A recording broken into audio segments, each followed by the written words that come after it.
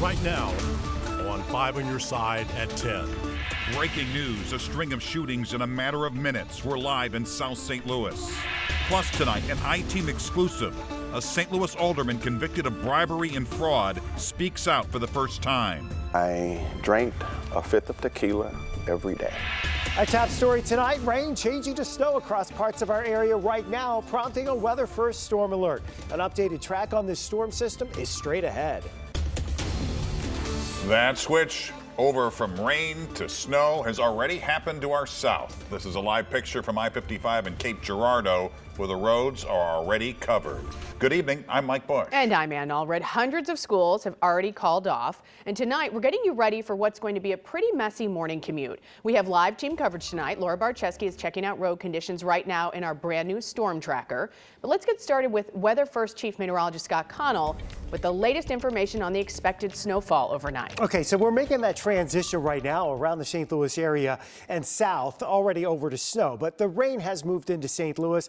The snow follows the rain by about an hour or two, so it's around midnight when we'll make that changeover. And we'll probably see some scenes like what we're seeing down in Branson in the last half hour or so, as those fat, fluffy flakes are starting to accumulate on the roads there. Here's a look at how things have been moving over the last hour. And you look down south of St. Louis and you can see that blue line advancing to the north. Now, it's just rain starting in the metro area. In some cases, we're still not seeing it reach the ground everywhere, but within the next hour, it pretty much will across the entire metro. Cuba has some snow falling right now. Snow down in Rolla. We have snow in Salem. Viburnum now with about an inch on the ground there in Iron County. And as you head into Reynolds County, roads in those areas are covered with slushy snow at this point as the intensity is picking up. So we're going to see this system working its way to the northeast. Here's the overall update on the track, and the track is still holding about steady. It might have shifted just a little farther east and southeast. We think that heavier snow band is going to tighten up a little bit east and southeast of St. Louis. So we have adjusted our accumulation map just a little bit. Winter storm warnings remain in the same places. Winter weather advisories remain in the same place. And the overall heavier snow is still expected along and south of 44 in Missouri and then stretching into Illinois along Interstate 70 and to the south. Think the metro area may only end up with 2 inches far north and west, and then maybe 4 or 5 as you head over towards Columbia and down towards Arnold, and then a little more south and east of there. We'll get you caught up on the rest of the forecast as we look towards colder air for next week in a few minutes, Mike. All right, Scott, and we're keeping an eye on the roads as this storm rolls in. 5 on your side's Laura Barczewski is live in Farmington in our new storm tracker. Laura, how are things looking right now? Mike and Ann, things are starting to pick up. We're starting to see a lot of that snow and that slush on the road. About a half an hour outside of downtown St. Louis, as we headed south toward Farmington, we saw the rain start. Now it's kind of transitioned into the snow, that slush that we've all been expecting. Let me take you around the front of the vehicle. So this is what we're looking at right now as we head down 67 south. You can see the left lane to our left is completely covered. We have a snow plow that has been in front of us for quite a while now. So we know that MoDOT has been out here actively tracking and plowing and salting, all of those things. We've seen in both directions, so we can definitely see that they're out here working. MoDOT crews headed out around 7 o'clock to get ahead of this storm, and MoDOT says the ground temperature is warm, so that will help get some of the snow off the road. I can tell you for sure, this slush is nothing to speed in, nothing to kid around with, because we actually had someone speed a little bit faster past us and threw all of that slush onto our windshield. It was hard to see out of. It is pulling the car a little bit, and engineers from MoDOT say they decided not to pre-treat these roads due to rain at the beginning of the storm like we experienced on our way out of downtown. IDOT says they'll be putting down rock salt as they start plowing as well, so they'll be keeping that side of the river under cover there. Snow is definitely wet, pretty heavy. You can see the snowflakes are pretty big from our front dash cam. Another big concern of mine is giving us plenty of room as you're out there when you're out traveling with us, because it is going to be a wet and heavy snow, and when that snow's coming off those plows, it's a lot of snow, a lot of weight.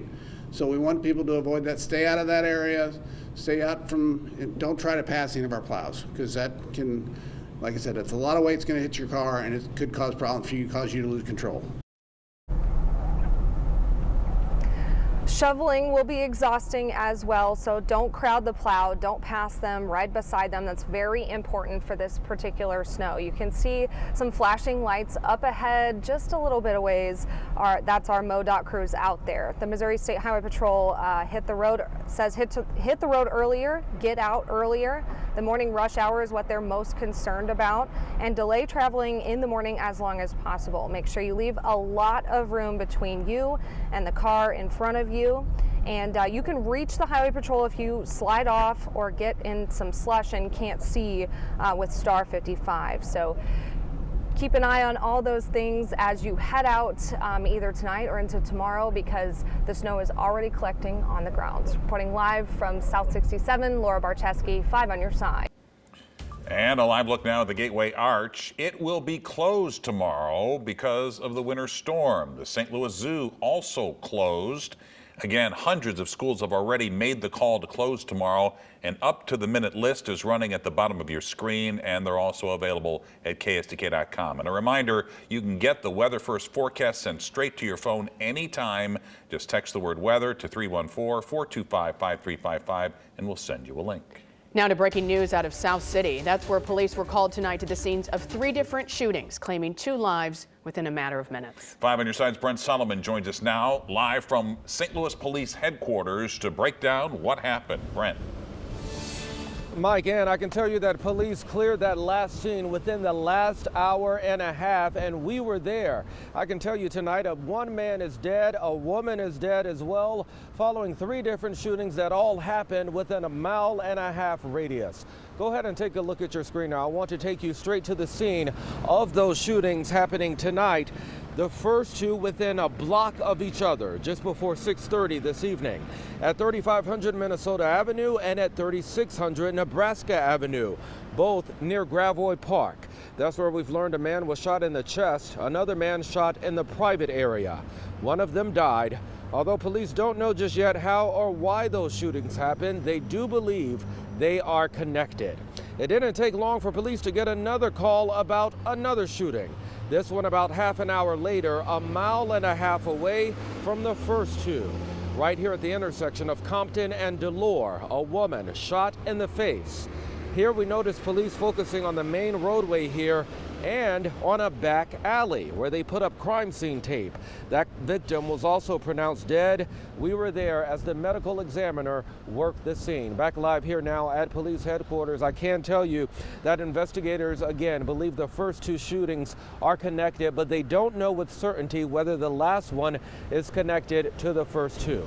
Anyone with information about these crimes happening in South City tonight should contact police. We're live at headquarters. Brent Solomon, 5 on your side. Tonight, police are investigating 3 carjackings, also in South St. Louis, and investigators believe all of them are connected. They all happened within minutes of each other in South City. This was last night. 2 of the crimes took place in grocery store parking lots. No one was physically hurt. Public Safety Director Dan Isom says the suspects had similar descriptions to the same crew that was involved in crimes on Saturday night that happened at City Foundry. That's in Midtown St. Louis. And tonight, more fallout on how that City Foundry case was handled. Yeah, St. Louis police initially arrested 2 armed teens. One had a modified gun, but the boys, ages 15 and 16, were allowed to go home with their parents later that night. New tonight, our Robert Townsend delves into what happened. During an interview with 5 on Your Side on Monday, Gail Watkins with Mothers Advocating Safe Streets made a comment now in the minds of many. It just baffled me to put them back in the hands with their parents. She's talking about 2 teens St. Louis police arrested after car break-ins outside the City Foundry Saturday night. Police say a passenger in a car repeatedly fired off a rifle in the direction of 3 teen boys and 2 police officers. Police told us a 15-year-old boy had a Glock 29 equipped with an auto sear on him. That made the gun fully automatic. Officers also say they found a stolen Glock 19, similar to the one pictured here, on a 16-year-old boy. 3 young people were arrested as a result of that. Including the 2 gun-carrying teens, says Public Safety Director Dan Isom. The case was presented to the Juvenile Division. But Joel Currier, the spokesman for the 22nd Judicial Circuit Court, says it wasn't. And that's not all. In a statement, Currier says the court has determined that procedures by the St. Louis Family Court's intake staff and the city police weren't followed with regards to the youths held in connection with gunfire Saturday near the city foundry. Currier adds the police did not bring them to juvenile court for detention. No juvenile legal officer or judge was contacted regarding the incident. As a result, police released the 2 teens they say were armed with high-powered guns to their parents. This afternoon, a public safety department spokesperson said in a statement, SLMPD officers followed long-standing precedent when calling the family court's intake staff to report apprehended juveniles, just as the family court's intake staff followed long-standing precedent by telling officers to release them to their parents. St. Louis University criminology professor Dr. Kenya Brumfield Young says normally in juvenile cases, a young person is taken by the police to the juvenile detention center. A screening is performed at intake. What I'll say, the Public Safety Division has done its job. The juvenile court.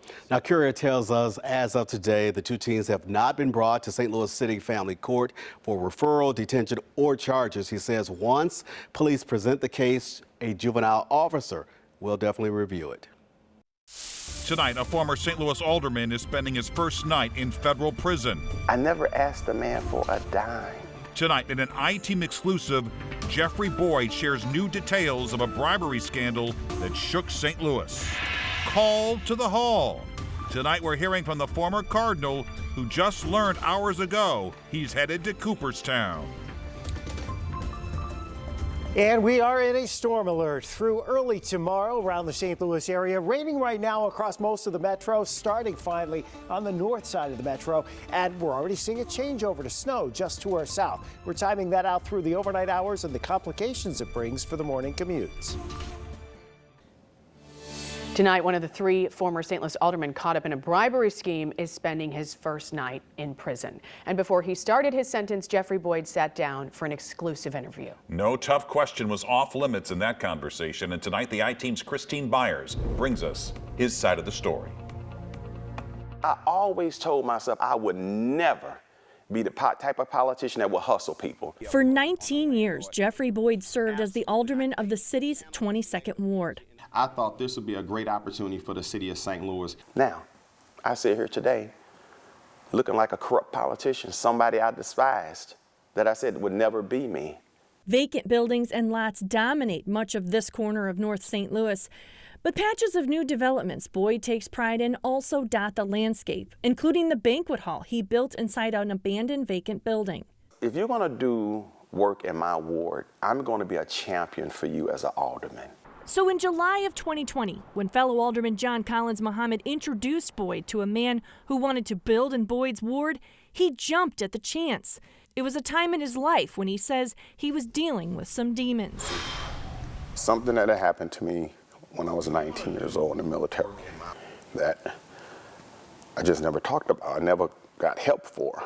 He used alcohol to self-medicate. I drank a 5th of tequila every day. Every day.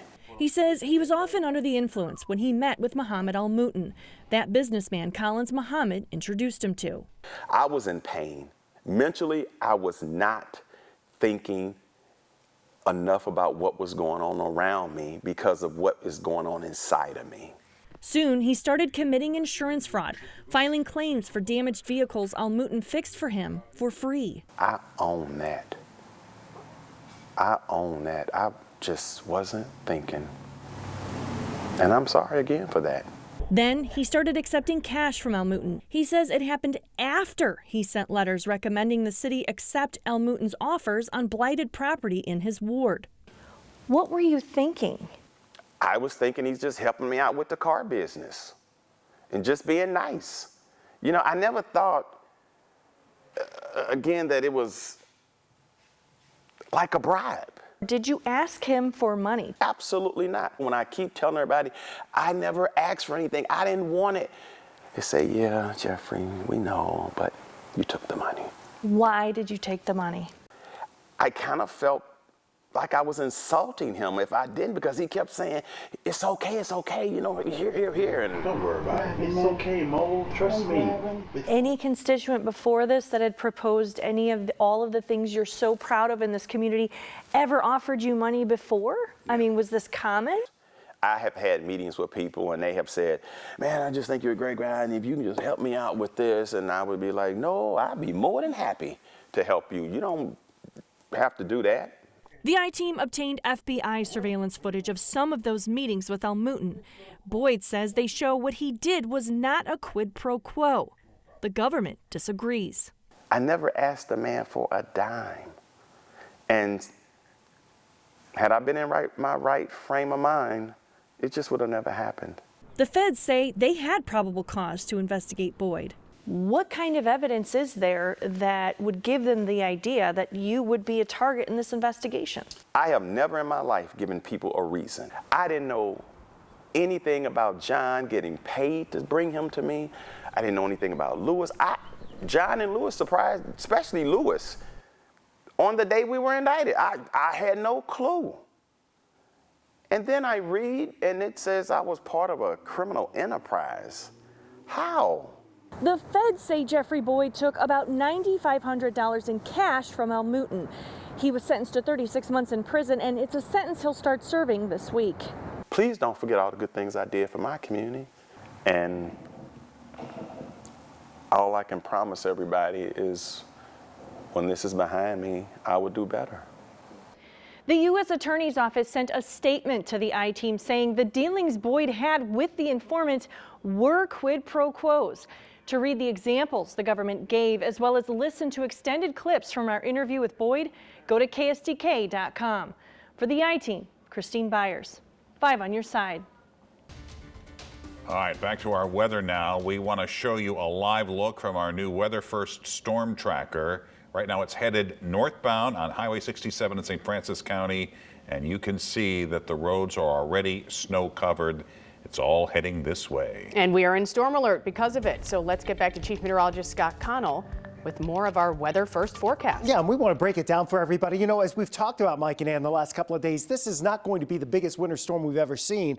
One of the biggest limiting factors in that, the fact that temperatures are still above freezing, and for most of this storm won't go below freezing. So let's just summarize. We have heavy wet snow on the way tonight. We still have some rain. It's just now really starting in the metro area, right on schedule. We expect it about an hour or two to change over to snow. And then we're going to see periods of heavier wet snow through the overnight hours into the early morning rush hour. And it doesn't take long before you saw what's happening down in St. Francis County as we get those sloppy road conditions with slush building on the roads, especially when that snow starts coming down hard. And it will come down hard at times heading in through the overnight hours into early tomorrow morning.